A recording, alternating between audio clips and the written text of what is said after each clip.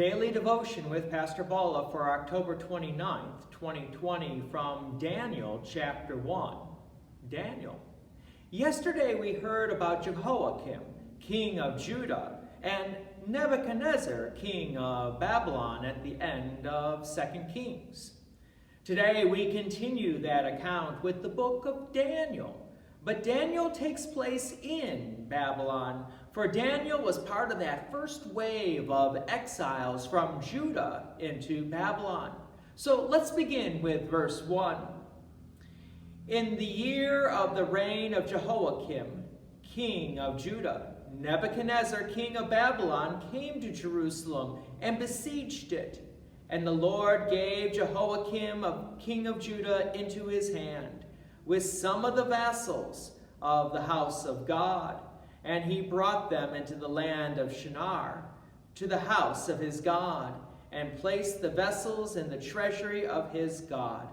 Verse 3, Then the king commanded Ashpenaz, his chief eunuch, to bring some of the people of Israel, both of the royal family and of the nobility, youths without blemish, of good appearance, and skillful in all wisdom, endowed with knowledge, understanding, learning, and competent to stand in the king's palace, and to teach them the literature and language of the Chaldeans.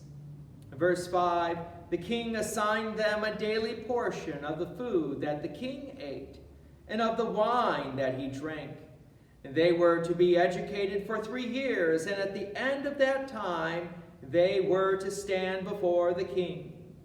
Among these were Daniel, Hananiah, Mishael, and Azariah of the tribe of Judah. And the chief of the eunuchs gave them names. Daniel he called Belteshazzar.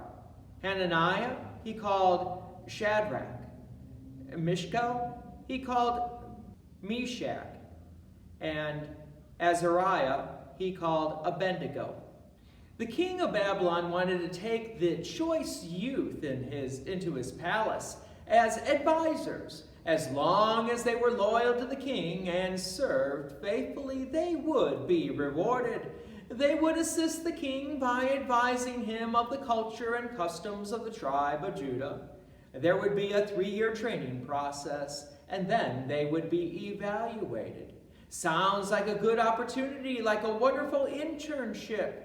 But did you notice that their names changed?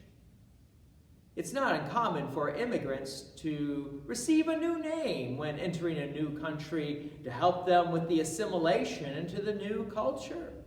The name Daniel would mean God is my judge, referring to God Almighty, whereas Belteshazzar was a reference to the fake god of Babylon, Bel. While a name change cannot force a faith, however, there was something important about the name. Just like as I'm standing here and by the baptismal font, where God's name is placed upon us. Now, we still keep our normal names that were given to us at birth, but now we have a special name, the name of God. And this name makes us children of God. Whereas people could change my first name, but they can't change my faith and trust in God Almighty. But 3 years of education, learning the culture, learning the language of the Chaldeans, would they also then change and give up the faith of the God of Israel to worship the fake God of Babylon? The people of Judah, you have to remember, were sent into exile because of their disobedience to God. But it seems like Daniel and his friends were still obedient to God. Now that raises another interesting question. So they were sent into exile because of the disobedience of the larger group. It reminds me, as Christians living in today's culture that seems to be becoming more and more secular, that yes, as Christians, we also have to endure the secularness of our world today, and it's punishments, you could say, or as the result of its secularization. So just like Daniel, we also have to endure.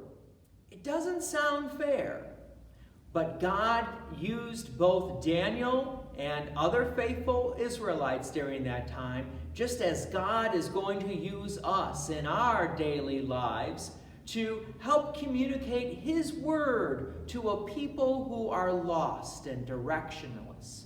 So we don't look at it as bearing an unjust punishment. We look at it as an opportunity to communicate God's love and forgiveness to a world around us. It also reminds us that there are some things that are worth fighting for. For Daniel, he wasn't going to get too upset about the name change. He knew he was a child of God based on his faith. And likewise, as Christians, this teaches us that there are some things that are worth standing up for, and maybe there are some things that we just let go for right now, since we're not in a majority, just like Daniel was. So join me again tomorrow as we continue this account of Daniel and we hear about something worth standing up for. God's peace and many blessings be with you. Thank you for watching, and please take an opportunity to share this video with others.